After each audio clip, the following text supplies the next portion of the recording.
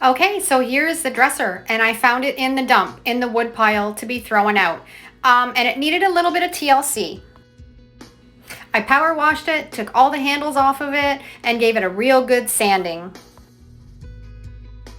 I then painted it with my homemade chalk paint, and I gave everything 2 coats. The black color that I used is the Bear Marquee Black, and I love this color. I have a tutorial on how you can mix any paint into a chalk paint, and I'll put that link below in the description. The nice thing about making it into a chalk paint is you don't have to prime anything before. After it completely dried, I put the pulls back on and left the natural color. And I also found this frame in the dump, and I think it was probably off of a cabinet or a dresser, and it originally had a mirror in it. I decided to put a pegboard in it and create my craft station.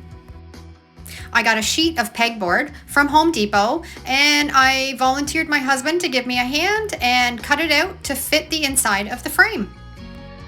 We traced out the size of the pegboard and then used our scroll saw to cut the exact size to fit right in where the mirror would have been.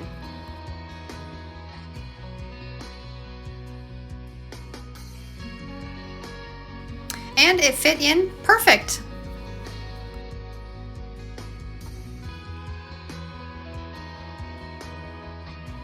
I went to our local Home Depot and I picked out a color that I wanted to paint the frame in, and I am loving this color. It is the Bear Marquee, and it's called Glazed Pears. I'll put the code down below in the description. I washed the frame all down and then gave it a light sanding, and I'm going to give it its first coat of the glazed pears. And I gave it 2 good coats before it was finished. Now we just took our drill and a small drill bit and drilled holes so we could put in some finishing nails to hold that pegboard in tight. And we just took the finishing nails and put them in that little pilot hole and gave it a little tap all around the whole pegboard. And there's my finished craft dresser, and all it costs was the cost of the pegboard and my paint. It's got lots of storage in the drawers, lots of room for me to add lots more onto my pegboard, and I'm loving the yellow color.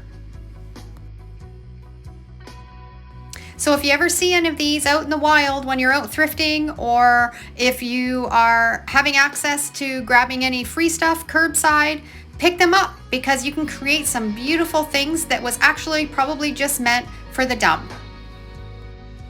I love to upcycle and repurpose, and I think this turned out pretty good. It was a success. Let me know what you think.